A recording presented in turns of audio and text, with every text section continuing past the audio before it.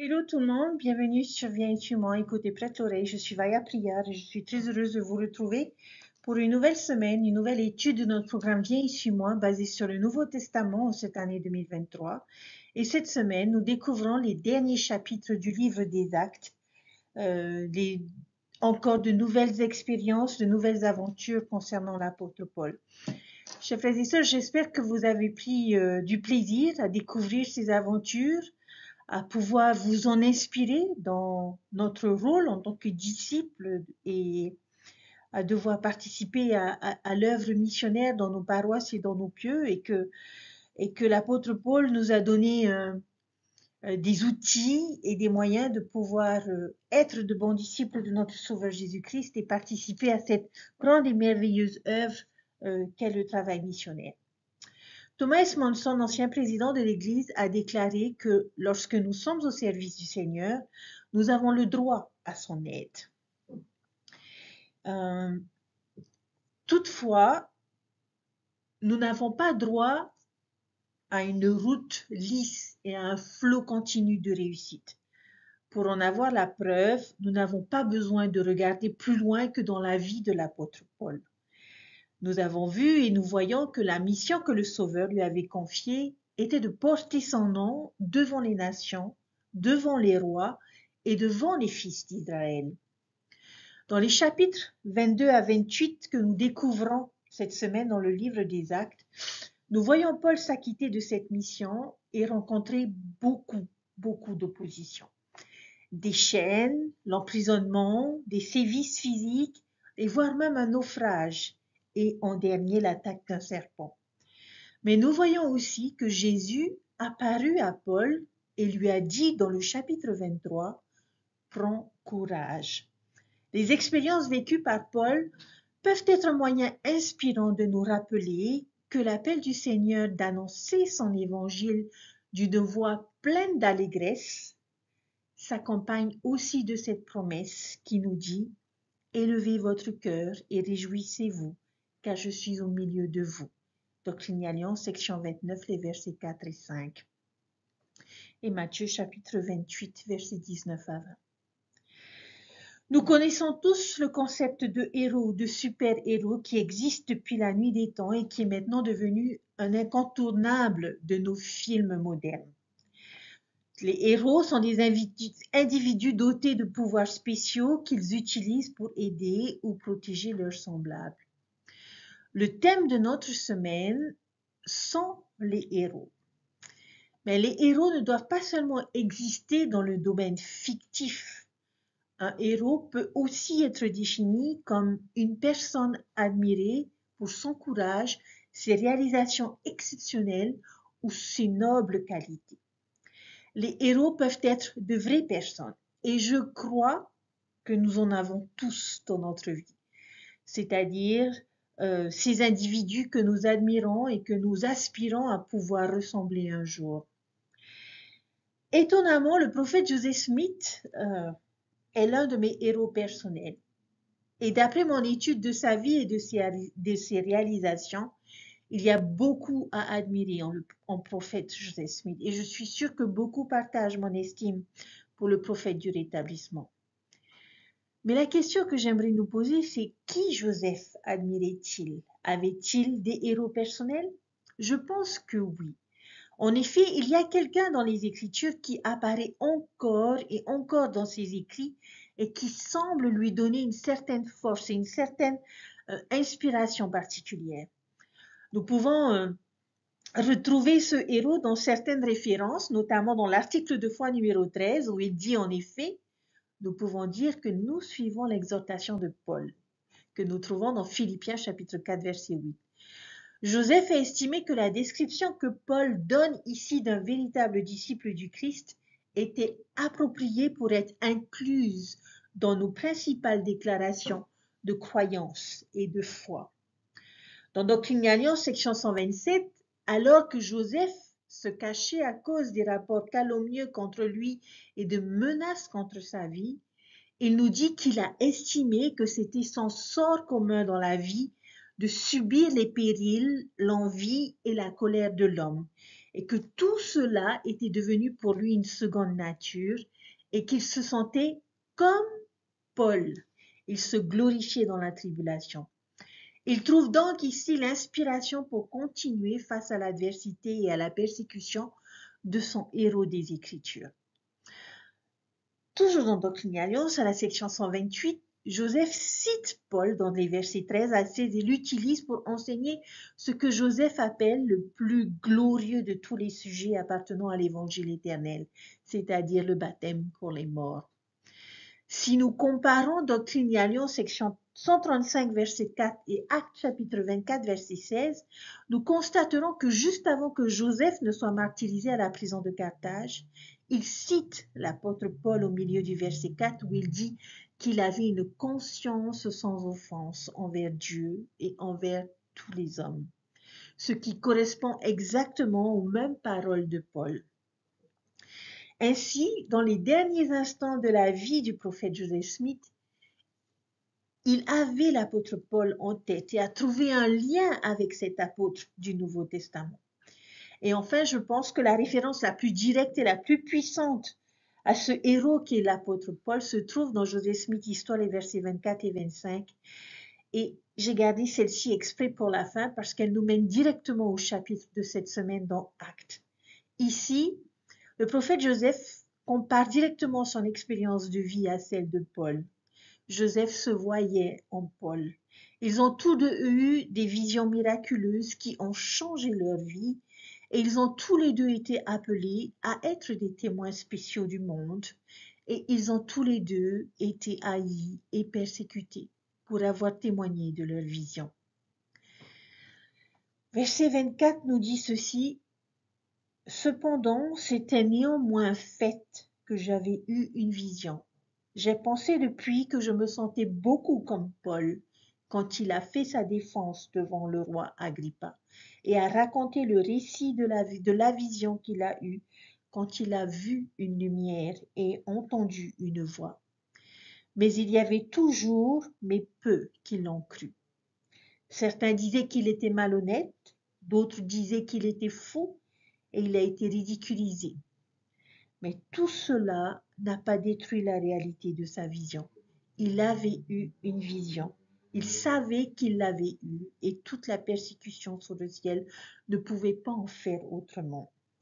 Et même s'il le persécutait jusqu'à la mort, il savait et saura jusqu'à son dernier souffle qu'il avait à la fois vu une lumière et entendu une voix qui lui parlait, et tout le monde ne pouvait pas lui faire penser ou croire autrement.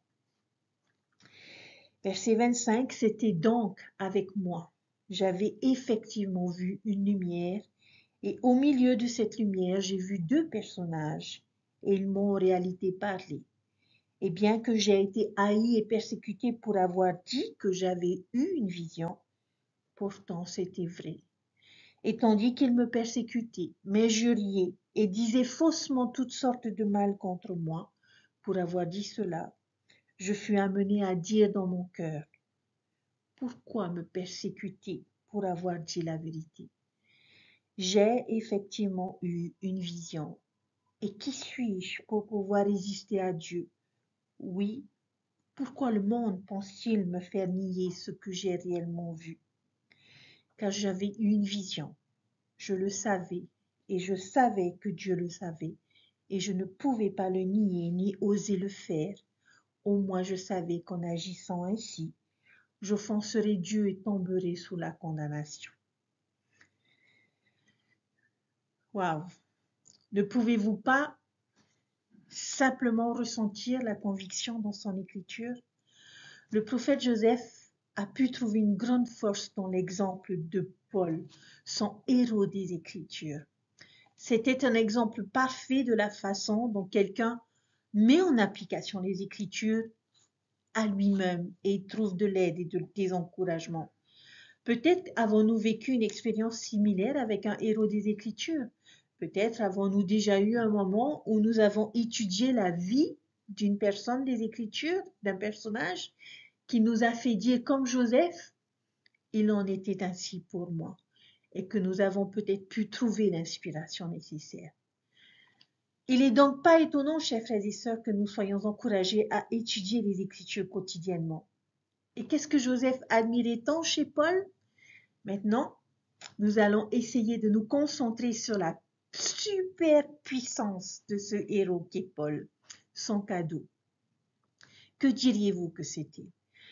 Personnellement, je dirais que c'était sa capacité à témoigner avec puissance. N'avez-vous jamais souhaité avoir ce pouvoir? Aimeriez-vous pouvoir témoigner avec hardiesse, conviction et sincérité comme l'a fait Paul? Paul va nous montrer comment faire cela aujourd'hui et c'est ce que nous allons découvrir dans notre lecture de cette semaine et dans notre étude. Dans ces derniers chapitres des Actes, nous avons l'occasion de voir et d'entendre Paul témoigner à plusieurs reprises devant un certain nombre de personnes différentes. Permettez-moi de vous donner d'abord un bref aperçu ou en quelque sorte un résumé de ce qui se passe dans les chapitres que nous étudions cette semaine. Alors, si vous vous souvenez, la semaine dernière, dans Actes chapitre 21, Paul a été battu par les Juifs au temple de Jérusalem lorsque des soldats romains l'ont tiré de la foule pour le mettre dans un palais. Mais Paul demande à parler au peuple qui vient de l'agresser violemment et il leur témoigne de sa vision sur le chemin de Damas. Et c'est ce que nous découvrons dans Actes chapitre 22. La majorité du peuple n'est pas impressionnée et demande son exécution. Les soldats l'emmènent dans ce palais pour le lier et le flageller, et ce à quoi Paul réplique en gros: est-ce que vous réalisez que je suis un citoyen romain, n'est-ce pas? Vous sentez-vous bien de faire cela sans procédure légale régulière? Et c'était un endroit où la citoyenneté romaine de Paul était à ce moment-là vraiment utile. Le capitaine en chef le détache et permet qu'il y ait une sorte de procès. Mais à partir de ce moment, Paul va être détenu par les Romains pour le reste de sa vie. Il ne sera plus jamais un homme complètement libre. Et pour faire court, dans les chapitres suivants, c'est-à-dire dans les chapitres 23 à 26, nous voyons Paul se défendre et témoigner d'abord devant le Sanhédrin, la direction juive, puis devant le gouverneur romain à Césarée, et puis le nouveau gouverneur Festus. Et enfin, nous allons le voir témoigner devant le roi Agrippa. Pendant des années, Paul est passé d'une juridiction à une autre, alors que les Juifs complotaient constamment contre lui, le calomniaient et encourageaient son exécution.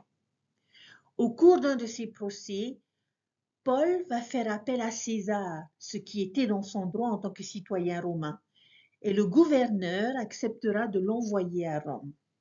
Et c'est ce que nous découvrons dans les chapitres 27 et 28 qui nous décrivent le récit du voyage de Paul en bateau à Rome, qui est une grande et merveilleuse histoire que je consacrerai dans ma deuxième partie de ma vidéo parce que il y a un enseignement précis que j'aimerais partager avec vous. Les derniers versets de Actes nous donnent une dernière description de Paul. Nous le voyons prêchant le royaume de Dieu et enseignant ce qui concerne le Seigneur Jésus-Christ en toute confiance et personne ne le lui interdisant. Je pense que c'est une façon extraordinaire de terminer les livres historiques du Nouveau Testament avec Paul, en le voyant faire ce qu'il aimait le plus, c'est-à-dire témoigner du Christ, et notamment témoigner avec puissance. Alors, j'aimerais que l'on réfléchisse et que l'on se demande qu'est-ce qui a donné à Paul sa confiance pour témoigner avec une telle conviction et une telle puissance. C'est notre grande question primordiale. Nous allons examiner un certain nombre de versets des chapitres de cette semaine pour nous aider à répondre à cette question. Qu'est-ce qui a permis à Paul de témoigner courageusement? La première écriture dans Actes chapitre 23, verset 11, la question est « Comment remonter le moral de Paul ?» Le verset 11 nous dit « La nuit suivante, le Seigneur se tint auprès de lui et dit « Paul, prends courage, car comme tu m'as rendu témoignage à Jérusalem, il faut que tu rendes témoignage aussi à Rome. » Comment lui remonter le moral? Eh bien, tout simplement en lui donnant une autre chance de témoigner et de trouver de la joie. Ils se sont apparemment un peu abattus à ce stade et le Seigneur sait exactement ce qui va le rendre heureux. Alors, comment est-ce que nous pouvons acquérir plus de confiance en témoignant du Christ? En trouvant de la joie dans notre témoignage. Pas nécessairement que les gens acceptent ou non notre témoignage. Même lorsque nous sommes rejetés, nous pouvons toujours trouver du bonheur et de la satisfaction dans l'effort. J'ai personnellement trouvé cela vrai. Je me souviens avoir finalement trouvé le courage d'inviter un ami à aller à l'église avec notre famille. Cet ami a dit non, mais alors que je m'éloignais de ce partage, le Seigneur a rempli mon cœur de paix et de joie parce que j'avais fait l'effort d'inviter cet ami. Beaucoup de gens ont rejeté Paul, mais cela n'avait pas d'importance.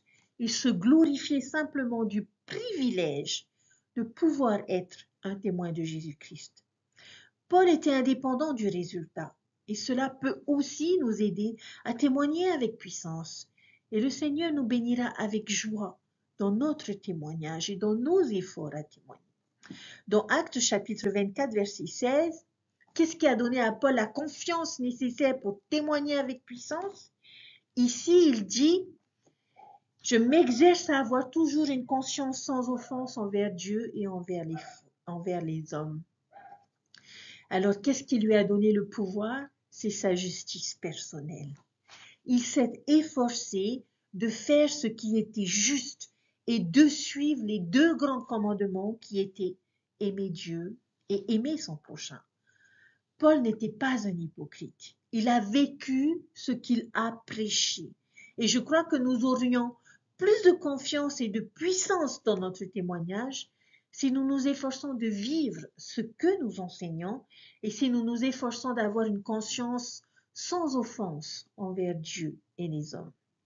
Bien sûr, personne ne peut parfaitement vivre l'Évangile et je ne crois pas que nous devions maîtriser une caractéristique chrétienne avant d'être qualifiés pour pouvoir l'enseigner aux autres. Mais en tout cas, nous devrions nous efforcer de l'atteindre et nous y engager. L'hypocrisie réduit notre pouvoir, tandis que la fermeté et la fidélité la renforcent. Actes chapitre 26, verset 22. Paul était-il seul dans ses efforts pour témoigner? Verset 22, ayant donc obtenu l'aide de Dieu, je continue jusqu'à ce jour, témoignant à la fois aux petits et aux grands, ne disant rien d'autre que ce que les prophètes et Moïse ont annoncé. Ici, dans ce verset, nous apprenons que Paul a obtenu de l'aide de Dieu. Peut-être que quelque chose qui nous aidera à témoigner avec confiance et puissance, chers frères et sœurs, c'est de réaliser que nous n'avons pas à le faire seuls. Si nous plaçons notre confiance en Dieu, il nous aidera. Je sais que il n'est pas toujours facile, certains d'entre nous sont timides et l'idée de sortir et de parler à des étrangers de notre foi pourrait nous terrifier. Mais nous pouvons avoir le désir de plaire à notre Père Céleste et le désir de le servir au mieux de nos capacités. Et je sais que si nous faisons l'effort de le faire, nous pouvons obtenir l'aide de Dieu comme Paul l'a fait. Et ainsi, nous pouvons témoigner avec confiance de notre Sauveur Jésus-Christ. Dans les Écritures, il y a une autre phrase aussi que l'on pourrait retenir, qui pourrait aussi nous donner du pouvoir. Nous n'enseignons pas nos propres philosophies et nos opinions. Nous nous en tenons aux Écritures et aux paroles des prophètes vivants. Alors, lorsque nous témoignons, basons-nous sur ces choses. Actes chapitre 22, versets 6 à 11. Quelle expérience Paul partage-t-il toujours lorsqu'il témoigne du Christ? Son expérience personnelle avec le Sauveur. Paul est toujours descendu à un niveau personnel. Et nous pouvons le voir ici dans Actes chapitre 22, mais aussi dans le chapitre 26. Il a partagé son expérience avec le Christ sur la route de Damas. Il y a une grande puissance à partager notre propre témoignage personnel de l'Évangile. Que nous est-il arrivé pour que nous croyions et ce que nous faisons? L'histoire de chacun est différente. Tout le monde a son propre chemin de Damas. Nous voulons témoigner avec puissance? Partageons le nôtre. Peu importe à quel point il peut sembler simple ou peu dramatique, il y a de la puissance et de la force dans nos expériences personnelles. Actes chapitre 26, verset 26, comment pensez-vous que la dernière ligne de ce verset donne confiance à Paul? Quelle est la dernière ligne du verset 26? Cette chose n'a pas été faite dans un coin. Une si belle ligne. Comment est-ce que cela nous aide-t-il à donner à Paul conviction et pouvoir? Paul se voit comme faisant partie de quelque chose de beaucoup plus grand que lui. Les événements qui ont précédé son témoignage donnent du crédit et du fondement à ses paroles. Nous aussi, chers frères et sœurs, avons la même bénédiction, le rétablissement de l'Évangile, les révélations du prophète Joseph Smith, la traduction du livre de Mormon, notre héritage de pionniers, la sagesse collective et l'enseignement de chaque prophète, de Joseph Smith à Russell M. Nelson aujourd'hui. L'établissement de l'Église dans tout le monde, des millions de membres, des milliers de missionnaires, des centaines de temples. Tout ceci ne s'est pas fait dans un coin. Nous faisons partie de quelque chose d'étonnant, de miraculeux et d'inspirant. Et cette prise de conscience devrait nous aider à témoigner avec confiance. Nous avons besoin de beaucoup de poids derrière nos paroles. Il y a un élan dans l'histoire de la restauration de cette Église. Rappelez-vous que l'un des grands symboles de l'Église dans les derniers jours est une pierre qui roule, une pierre qui devient de plus en plus grosse au fur et à mesure qu'elle roule. Puissions-nous trouver la force dans cette connaissance. Cette chose n'a pas été faite dans un coin. Il y a un dernier ensemble de versets qui contient un aperçu qui peut être un peu plus difficile à interpréter selon certaines connaissances de base et que l'on trouve dans le chapitre 26 et versets 27 à 29. Qui Paul essaie-t-il de convertir dans ces versets et qu'est-ce que cela nous enseigne? Il s'agit du roi Agrippa. Il demanda au roi Agrippa, crois-tu en les prophètes? Et il lui répond, je sais que tu crois. Alors Agrippa dit à Paul, tu me persuades presque d'être chrétien. Et Paul dit, je voudrais à Dieu que non seulement toi, mais aussi tous ceux qui m'entendent aujourd'hui soient tous les deux presque et tout à fait tels que moi, à l'exception de Célia. Ce petit échange est juste extraordinaire. C'est entre Paul et le roi. Et Paul est si intrépide et confiant que même enchaîné, même devant le roi, il va essayer de transformer Agrippa en son potentiel divin.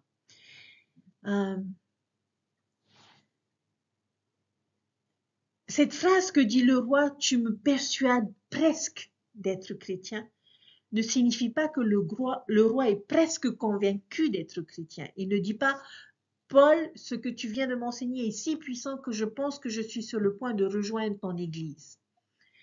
Je pense que plus que probablement, ce n'est pas le cas. Mais dans la traduction grecque originale, cela ressemble plus à Paul, essayes-tu de me convertir ou tu penses qu'en si peu de temps, tu peux me persuader d'être chrétien?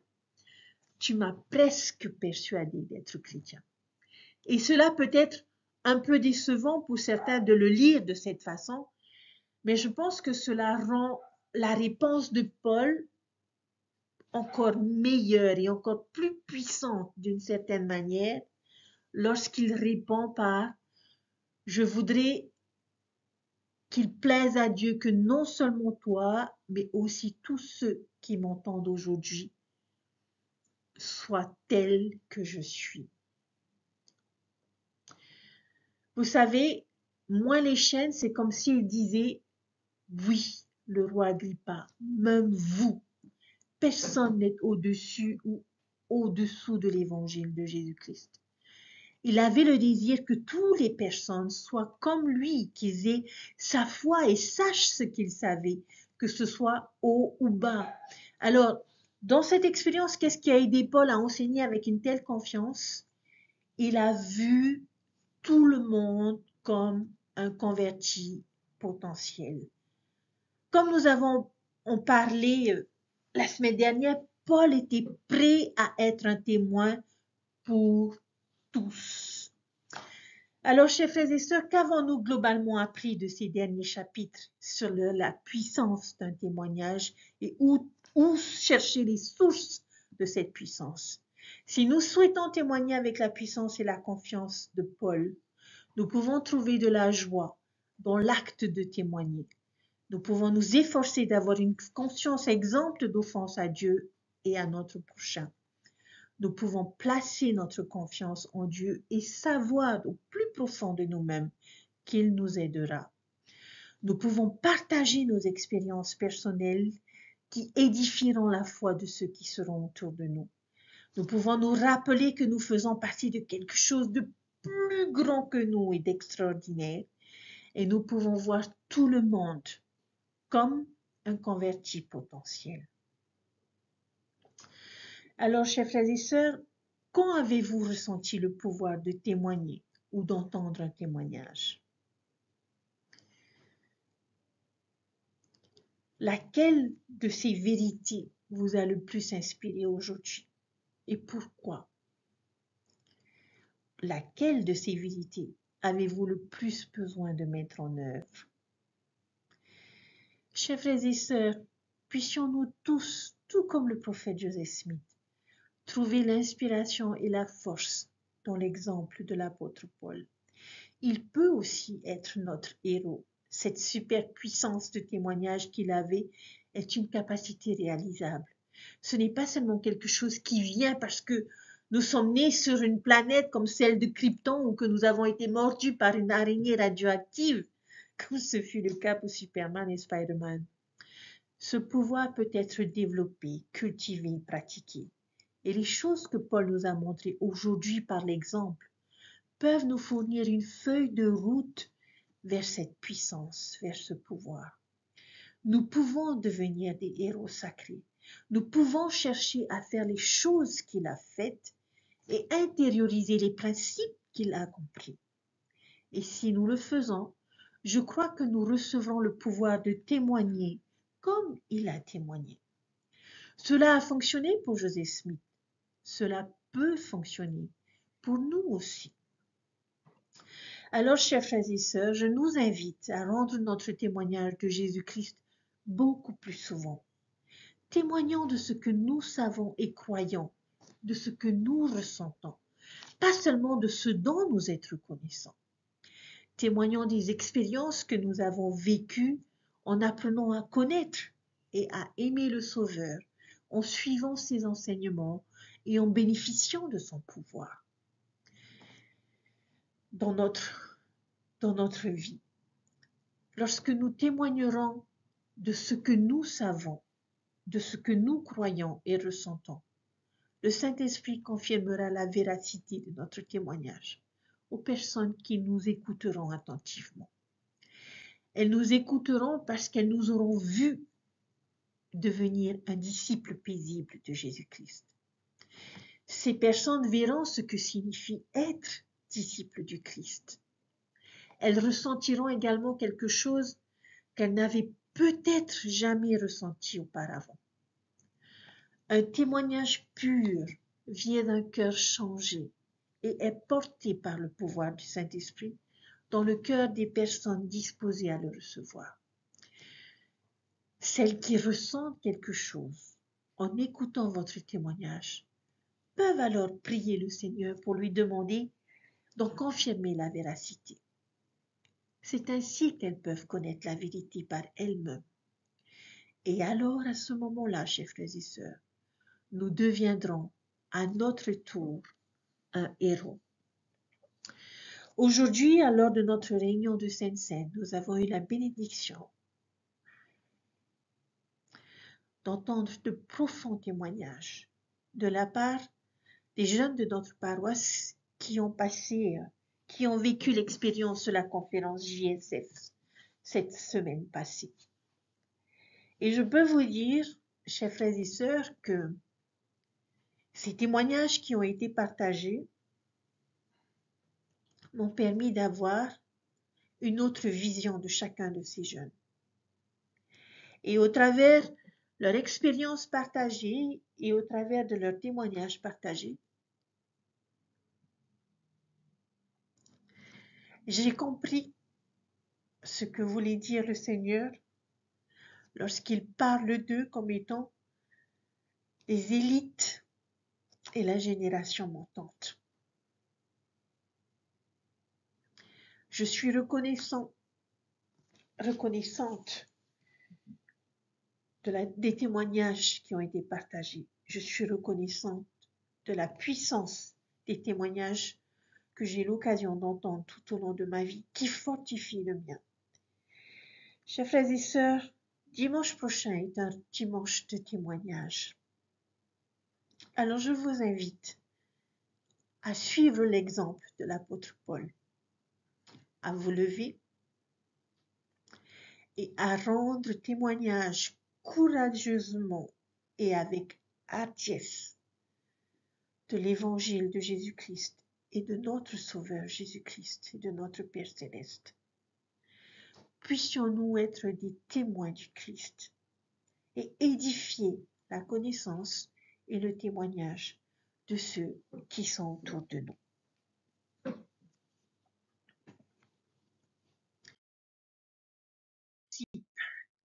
Que je voudrais souligner sur la base des derniers versets que nous avons étudiés dans le principe précédent, notamment au verset 29 du chapitre 26.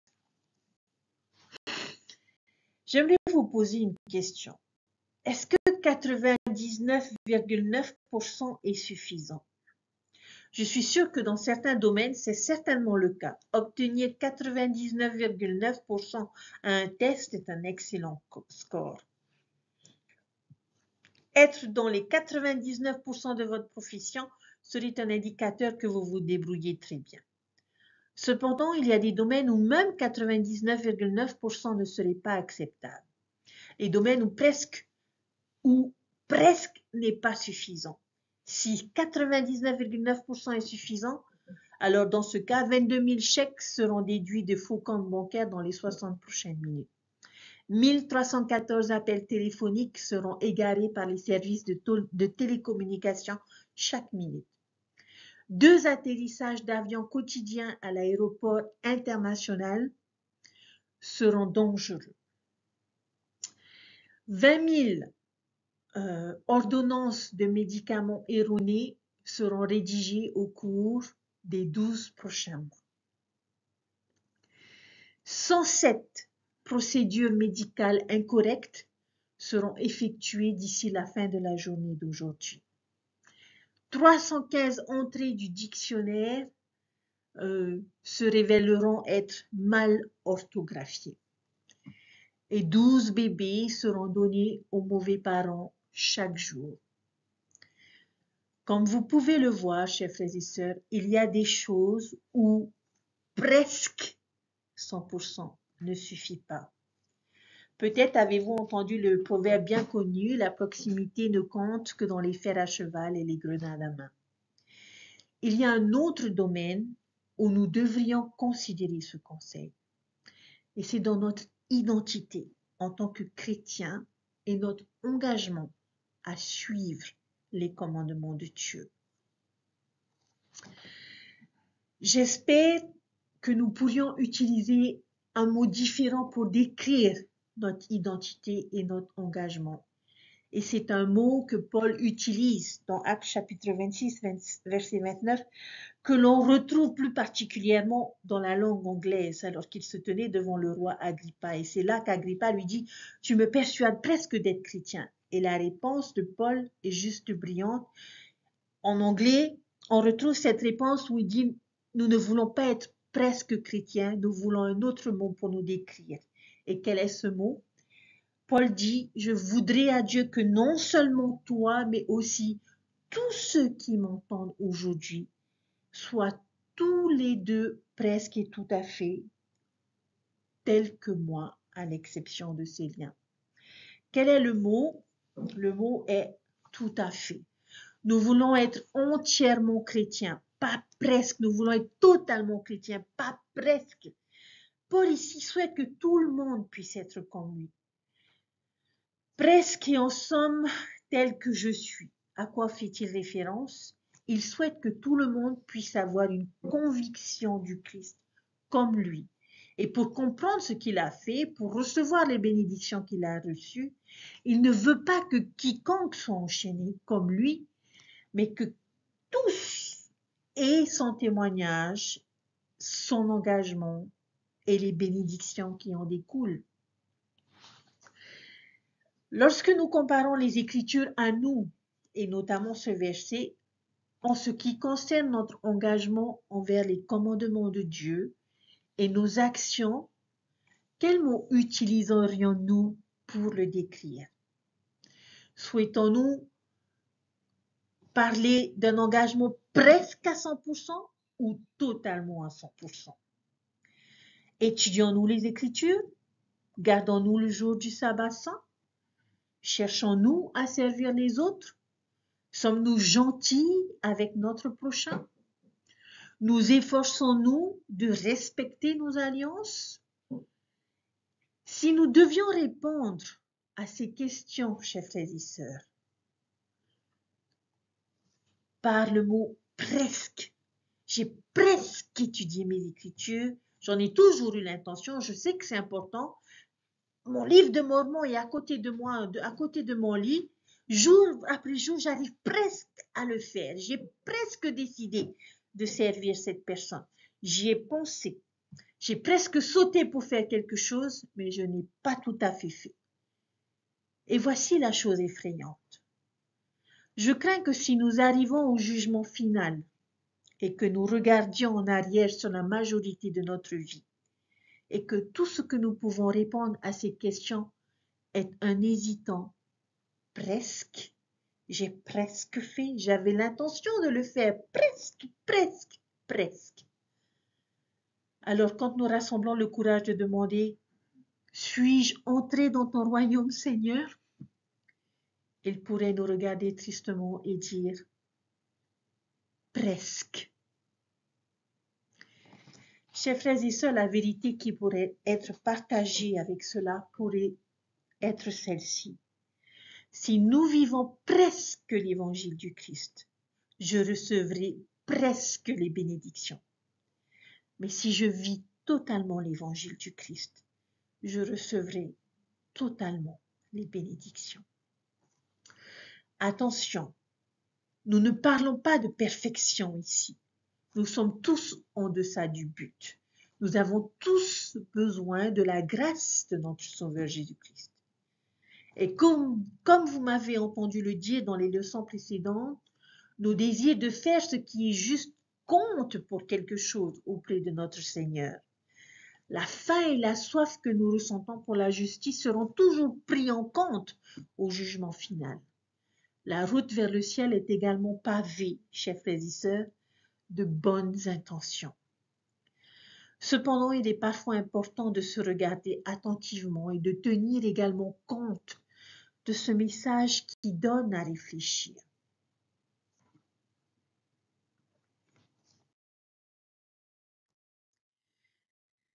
Chers frères et sœurs, soyons totalement disciples par opposition à presque disciples. Étudions ensemble nos Écritures, servons les autres, sanctifions le jour du sabbat, efforçons-nous de respecter nos alliances. Si nous le faisons, Dieu nous bénira totalement, complètement, et nous accueillera dans son royaume. Une personne vraiment engagée ne faiblit pas face à l'adversité.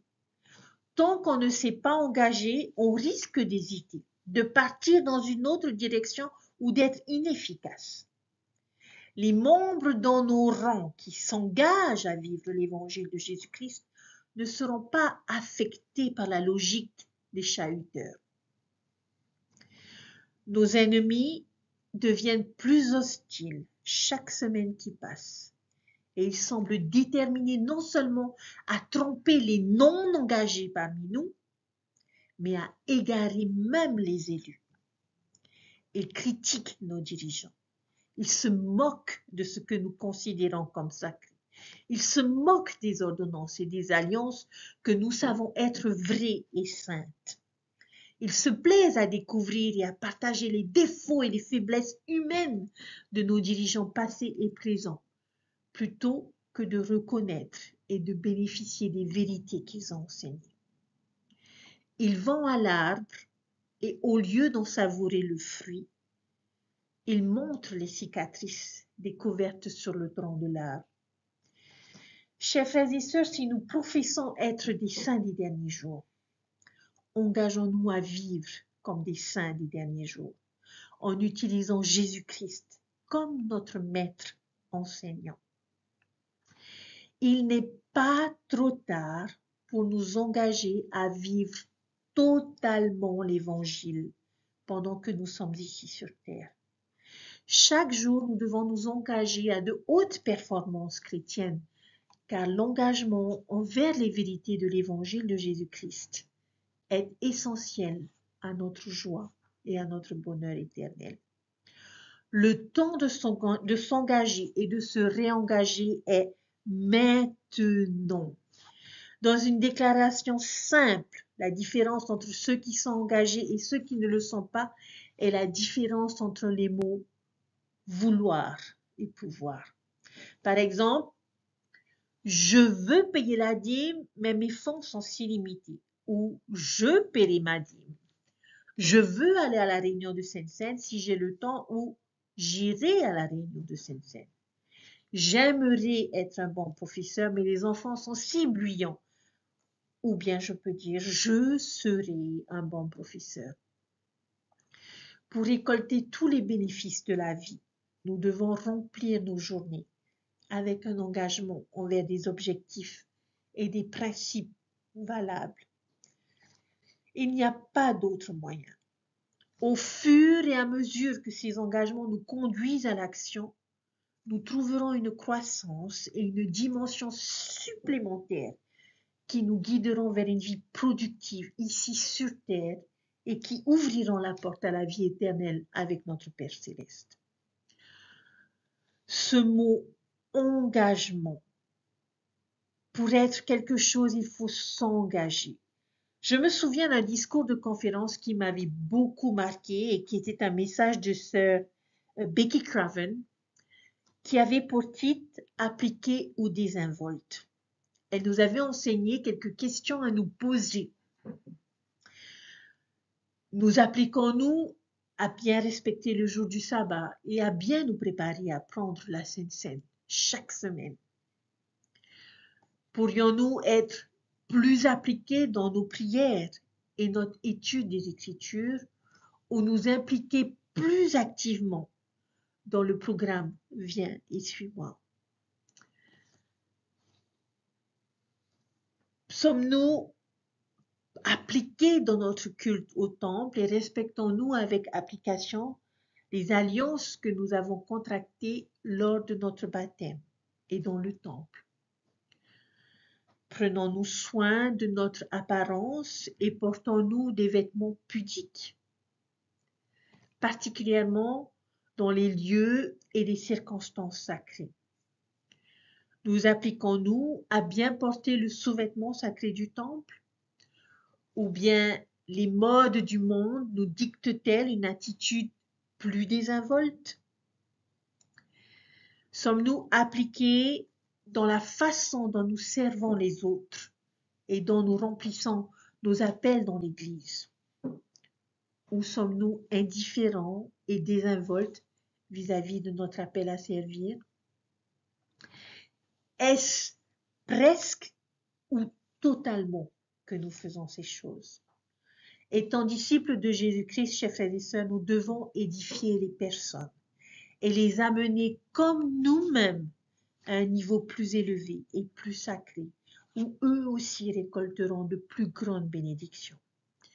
Dieu est notre Père, Jésus est notre Sauveur, et c'est son Église. puissions-nous nous engager totalement à vivre une vie semblable à celle du Christ, quel que soit l'environnement ou l'opposition, de manière appliquée et totalement engagée. Et je prie ces choses au nom de notre Sauveur Jésus-Christ. Amen. Je vous souhaite une bonne fin de semaine, chers frères et sœurs. J'ai hâte de vous retrouver pour cette deuxième vidéo parce qu'il y a quelque chose qui m'a beaucoup touchée, en plus de ce que nous venons de voir aujourd'hui, que j'aimerais partager avec vous. Alors, je vous laisse en suspens. Je vous invite à lire vos Écritures et à trouver vos propres expériences, vos propres enseignements qui vous fortifieront et vous édifieront. Et n'oubliez pas, préparez-vous à témoigner avec puissance. Prenez soin de vous et je vous dis à très bientôt. Bye!